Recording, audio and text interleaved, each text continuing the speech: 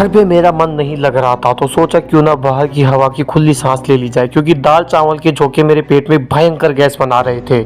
रास्ते में आ जा रही गाड़ियां मुझे देख के हॉर्न मार के जा रही थी और बता रही थी कि भाई साहब प्लीज ईंट मत मारना, हमारे डैशबोर्ड पे बड़ा नुकसान। सामने की दुकान पे तली हुई गरम गरम कचौड़ियां मुझे देख के एक अलग ही सुकून दे रही थी, क्योंकि मेरे वो बंद थी।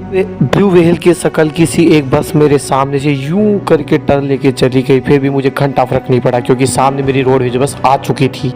मुझे घर वालों के पैसों पे काफ़ी ज़्यादा गुमान था, क्योंकि मैं चाहता था कि मैं एकदम ऐश मौज करूं, लेकिन मैं बैग झोला लेके निकल गया। बस में बहुत भयंकर भीड़ थी, क्योंकि वो रोडवेज बस थी और मैं चाहता था मैं भीड़ भाड़ का हिस्सा बन सकूं। सामने देखा तो मैं एक रिंगस बस स्टैंड पे आ गया था, जहाँ पे लोग एक दूसरे पे चढ़ने के लिए तैयार थे, क्योंकि सीट नहीं मिल रही थी ना। तुम क्या जानो मिडिल क्लास वाले लोग कैसे रहते हैं। भीड़ को चीरते हुए लोग जैसे ही बस के अंदर आ रहे थे तो उनको एक अजीब सुकून मिल रहा था, क्योंकि सीट मिल गई थी। बस से निकलते ही देवताओं के नाम पे कई सारे रेस्टोरेंट खोल दिए थे। गोविंदम restaurant, Balaji hotel and restaurant, fast food की दुकान भी वहीं पे थी, क्योंकि वो चाहते हैं कि कस्टमरों का पेट कैसे भी कैसे न करके ख़राब कर दिया जाए। सिद्धि विनायक रेस्टोरेंट, लोगों के अंदर एक आग का काम कर रही थी ये चीज़ें कि क्यों आखिर इंसान यहाँ से बिना हमें देखे बिना हमें खाए हुए चले जाए। ए टेम्पू साइड में निकल बे, मरेगा क्या। मैं सर्दियों में भी मंकी टोपा लगा के सर्दी सर्दी हवाओं का मज़ा लेते हुए जा रहा था। देख रहा था कि कहीं ना भी एक बार उम्मीद की किरण क्यों ना मिल जाए, क्योंकि मैं चाहता था कि रोडवेज बस में बैठ के एक बार ठंडी हवा का एहसास ज़रूर लिया जाए। तभी मैंने देखा कि बहुत सारे गाड़ियां हमको छू करके निकल रही थी।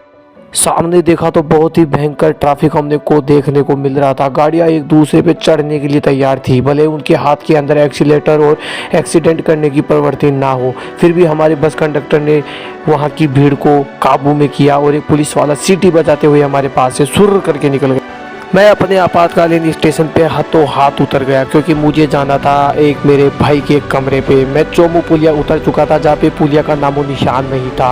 और जैसे ही मैं वहाँ से निकल रहा था तो मैंने देखा वहाँ पर सवाई मानसिंह द्वार अटकेलियाँ लेके खड़ा हुआ था, ना जानो किसका इंतज़ार कर रहा हूँ।